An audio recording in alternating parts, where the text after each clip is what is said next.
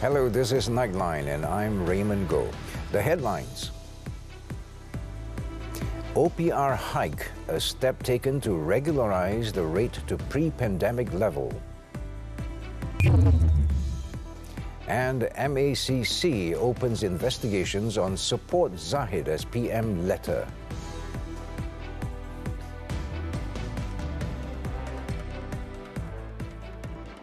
Good morning.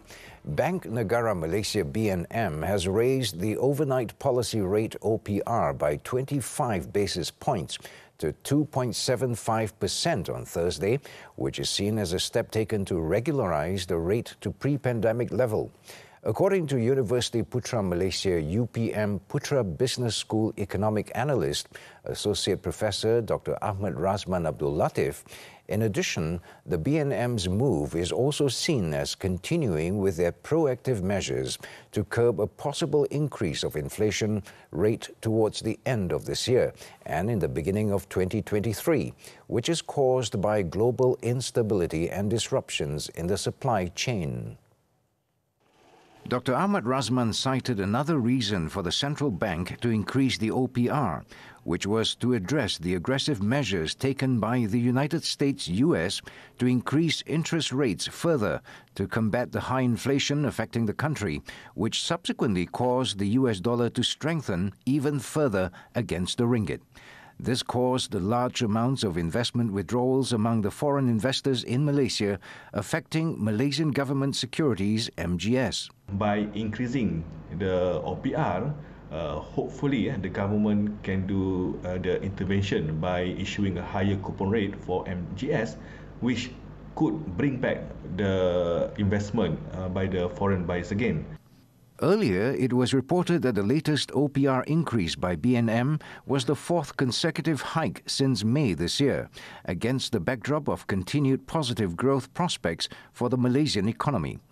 BNM noted that the adjustment would also preemptively manage the risk of excessive demand on price pressures consistent with a recalibration of monetary policy settings that balances the risks to domestic inflation and sustainable growth. On inflation, BNM said Malaysia's headline inflation has likely peaked in the third quarter of 2022 and is expected to moderate going forward, albeit at an elevated level. Former PAS Central Committee member Dato' Muhammad Khairuddin Aman Razali will defend the Kuala Nerus parliamentary seat under BN. BN Secretary-General Dato' Sri Zamri Abdul Qadir confirmed the matter in a statement. He said Dato' Khairuddin would be fielded as a direct candidate, similar to Dato' Che Abdullah Matnawi, who will be contesting in Tumpat. The two-term MP defeated UMNO and Amanah candidates by 8,447 votes in the last general election. He was sacked as Secretary of the PAS Shura Council on February 11th after being expelled from the party's Central Committee. Meanwhile, in Selangor, incumbent Tanjung Karang MP Tan Sri Noh Omar was not included in the candidates list, while in Kuala Lumpur's Batu constituency, MIC will be contesting the seat.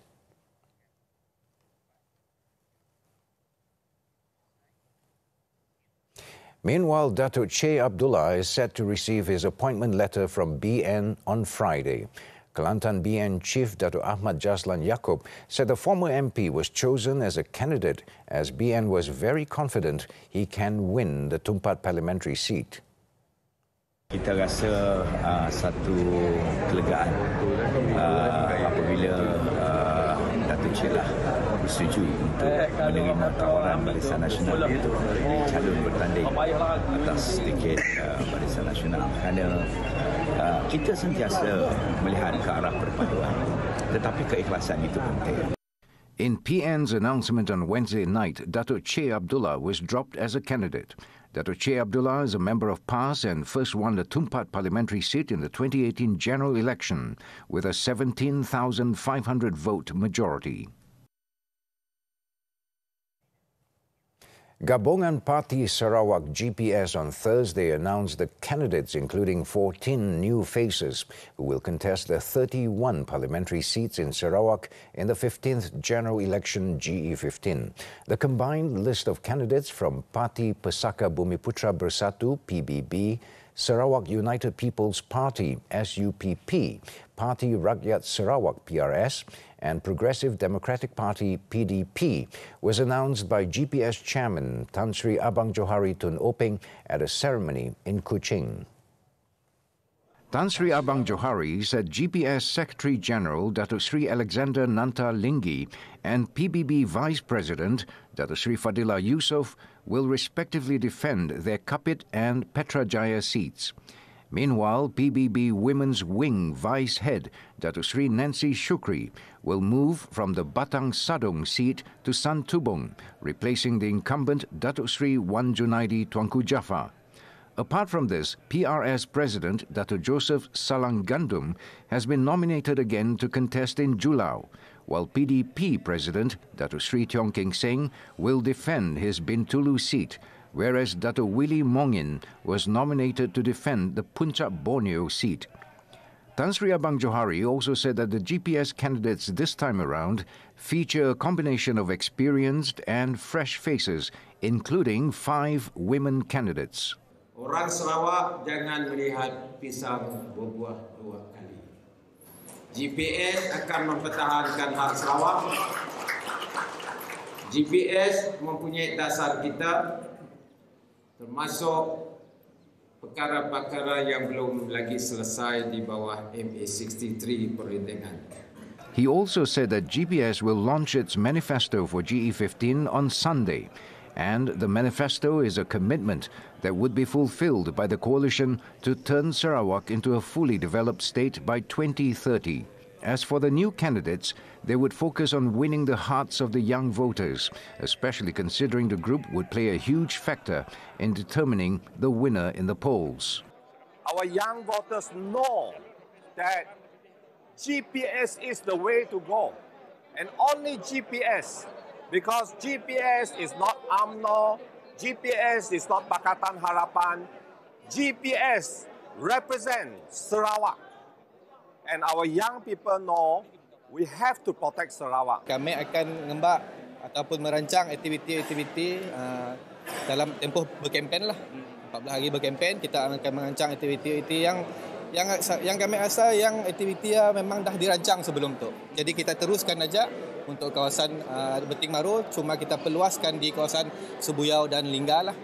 The Election Commission, EC, has set polling day for GE15 on November 19th, with nomination day this Saturday and early voting on November 15th.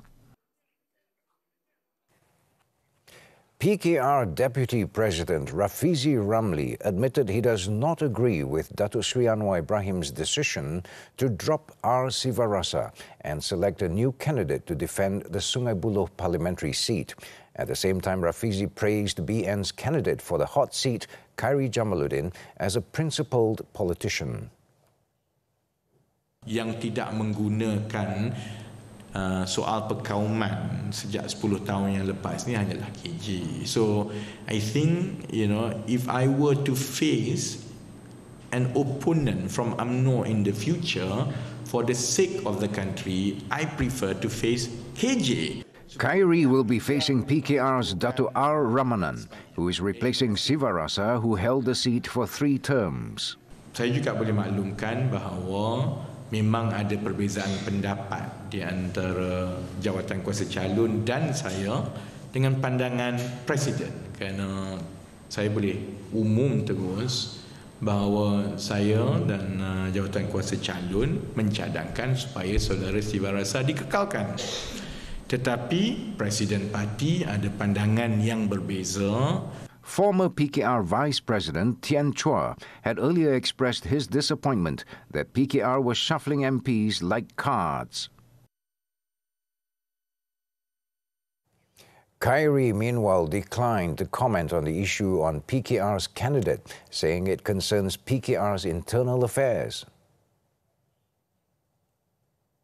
Sebentar tadi Saudara Rafizi ada membuat sidang media mengatakan berkemungkinan mempertimbangkan mencadangkan supaya YB Siva Rasa mengambil alih balik kawasan ini sebagai calon PKR.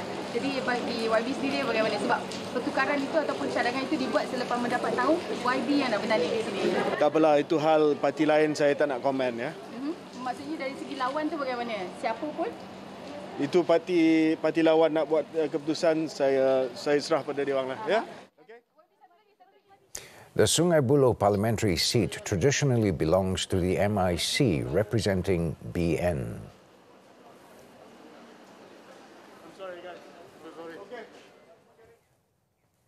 Barisan Nasional in the meantime sees Khairi's candidature in Sungai Buloh as a potential for the coalition to wrest the seat from PH.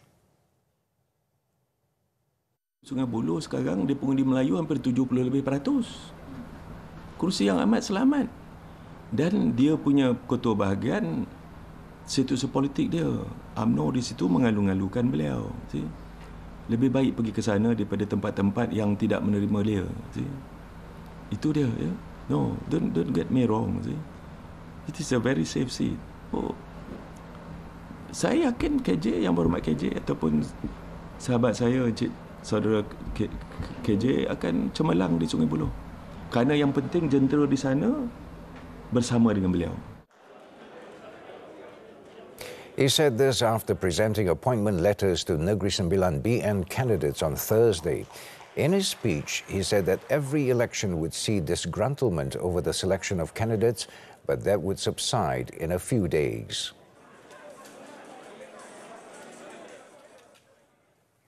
The Malaysian Anti-Corruption Commission, MACC, has begun investigating a letter that has gone viral on social media, alleging that UMNO candidates contesting in GE15 have to pledge their commitment to support party president Datuk Sri Ahmad Zahid Hamidi for the Prime Minister's post.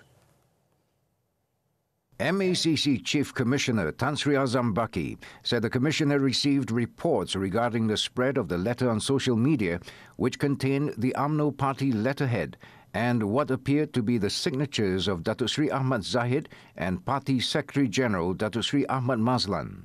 He added that the case would be investigated under Section 23 of the MACC Act for misuse of power, and the MACC would be calling up relevant parties to assist in the probe, including BN Communications Director Datuk Sri Shamsul Anwar Nasara, whose name also appeared in the viral letter. Meanwhile, Datuk Sri Shamsul Anwar's political secretary, Datuk Azizan Mat Zain, lodged a report at the Dangwangi Police Headquarters on Thursday, urging police to carry out a thorough investigation into the spread of the letter, which he maintained was fake. The BN Com's legal team also lodged a report at the Malaysian Communications and Multimedia Commission, MCMC, since the letter was going viral on social media. In a press conference later, BN Com's secretary Dazma Shah Daud later told reporters that the mastermind behind the spread of the letter had malicious intent to tarnish the image of the party, adding that police reports will be lodged in other states to curb the spread of such fake news during GE15. Ingin ditegaskan sekali lagi, sebarang penyebaran maklumat Barisan Nasional hanya akan dikeluarkan melalui platform rasmi Barisan Nasional, komunikasi Barisan Nasional dan UMNO Online. Sila rujuk laman web rasmi komunikasi Barisan Nasional untuk maklumat lanjut, iaitu di www.bnnewsonline.com. In the meantime, Barisan Nasional stressed that it was not like Pakatan Harapan, which dropped court cases as soon as the latter won the 14th general election. Its chief, Datuk Sri Ahmad Zahid Hamidi, said this when he commented about the alleged letter of commitment that all BN candidates were supposed to have signed. In his social media post, he said while BN tried to invite the people to head together towards recovery in GE15, BN's opponents did not stop spreading slander and deception as campaign material. Datuk Sri Zahid said Malaysia should not be governed by a government established on the basis of slander and fraud, because it is almost certain that people will also be slandered and lied to again.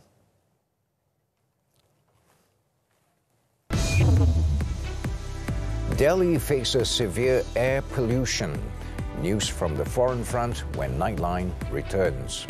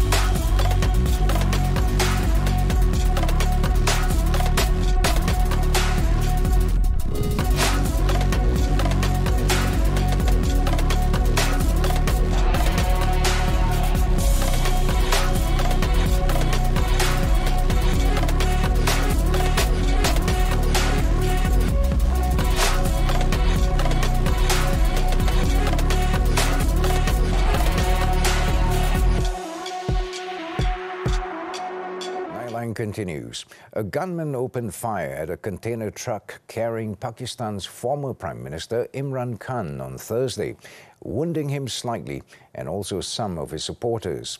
Party official Asad Umar said Khan was wounded in the foot and was not seriously hurt.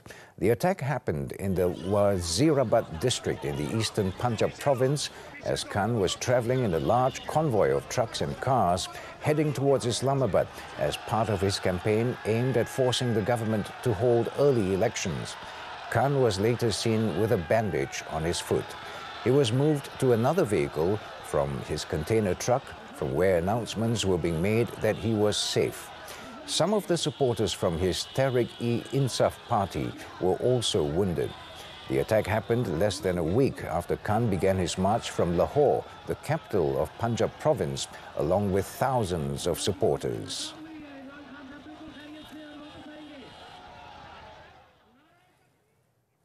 Air quality in India's capital, Delhi, has plunged to severe and hazardous levels as politicians blame each other for turning Delhi into a gas chamber.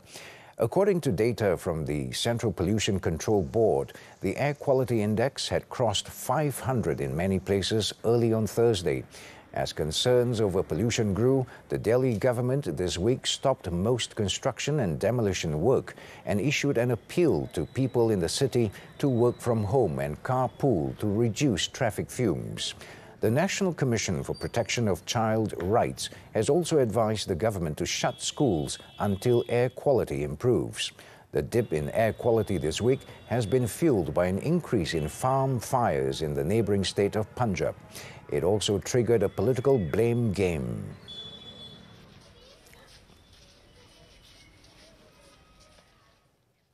North Korea fired an intercontinental ballistic missile ICBM on Thursday, but it failed mid-flight. According to a statement from South Korea's Joint Chiefs of Staff, Pyongyang fired a long-range missile at around 7:40 a.m. local time. It flew for about 760 kilometers and reached a height of around 1,920 kilometers. The launch, however, was presumed to have ended in failure as it landed in the sea. The launches led the Japanese government to issue a rare emergency alert on Thursday morning to residents in some of its northern regions, telling them to stay indoors.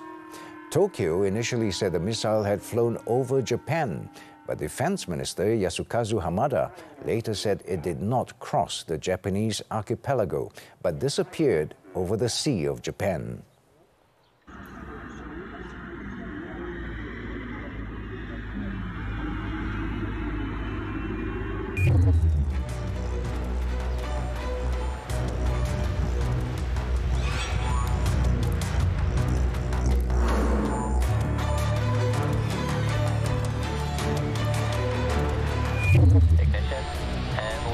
off. Eutelsat.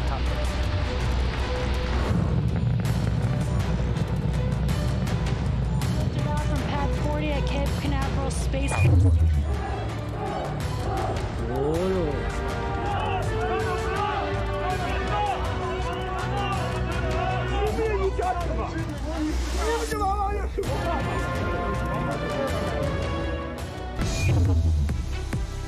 Nadal shown the exit. Action from the Paris Masters after the short break.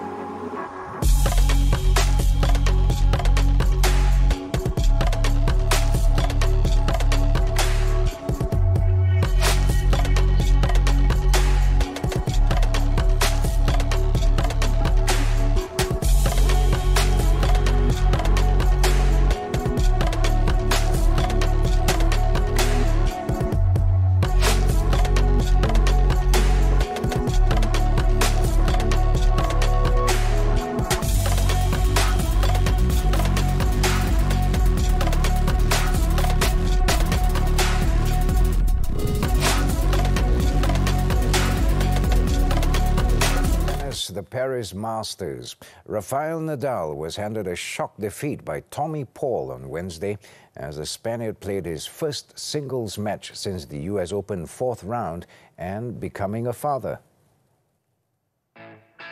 Nadal took the first set 6-3, but the American rallied back to win the second set in a tie-break before breezing through the deciding set to stun the number 2 seed 3-6, 7-6 and 6-1. The defeat ended 22-time Grand Slam champion Nadal's hopes of reclaiming the number 1 ranking from teenage compatriot Carlos Alcaraz this week. Earlier, French wildcard Gilles Simon was cheered to victory by a friendly crowd as he sent American Taylor Fritz packing 7-5, 5-7, 6-4. The loss also meant that Fritz's chances of qualifying for the season-ending ATP Finals in Turin went up in smoke.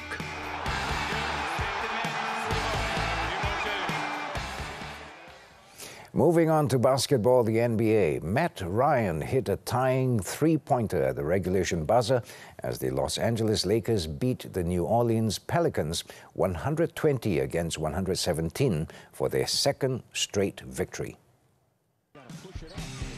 The Lakers ended the first half on a 12-0 run and led by as many as 16 in the third quarter before the Pelicans battled back as some familiar third-quarter woes reared their head. The fourth quarter was back and forth, and things seemed to be lost after Lonnie Walker IV missed an open corner three. But once Ryan sent things to an extra period with the last of his 11 points, the Lakers made sure they didn't squander it away, with Anthony Davis getting it done on both ends. Ryan showed no signs of his back injury, finishing with 20 points, 16 rebounds and 4 blocks, while Walker finished with 28 points. The Lakers have 2 games remaining on their 4-game homestand, which will continue on Friday night against the surprising Utah Jazz, followed by another Sunday afternoon contest against the upstart Cleveland Cavaliers, who are on a 6-game win streak.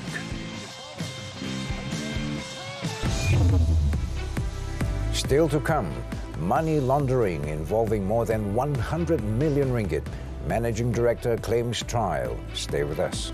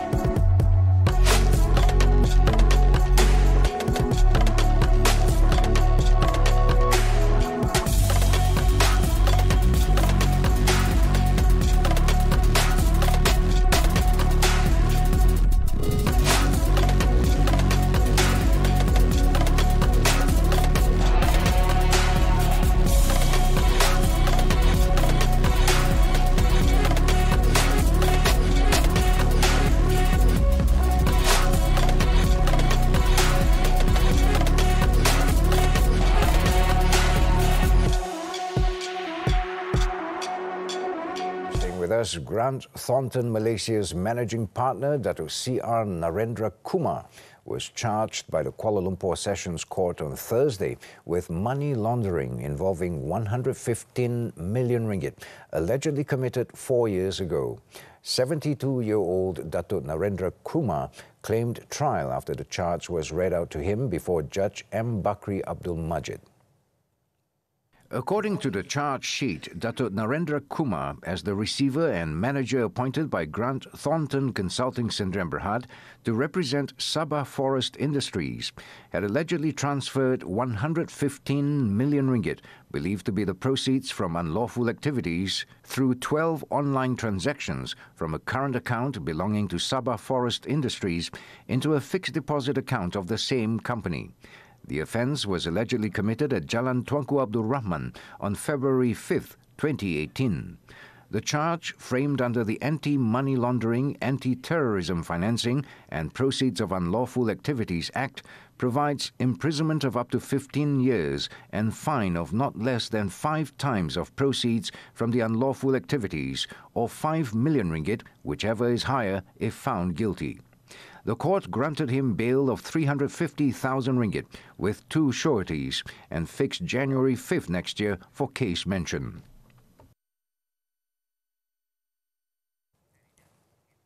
In Sabah, a married couple died in an accident after their motorcycle collided with a 4-wheel drive at Jalan Kota Belut Berungis, Kampung Lebak Moyo on Thursday. Nur Afindi Badur and his wife Adibah Jumat, both aged 29, were pronounced dead at the scene due to severe injuries to their limbs and heads. Sabah Fire and Rescue Department spokesperson said a team along with the Emergency Medical Retrieval Service were deployed to the scene after they received a call at 12:45 p.m. The driver of the 4-wheel drive escaped unhurt. The bodies were handed over to police for further investigation under the Road Transport Act 1987.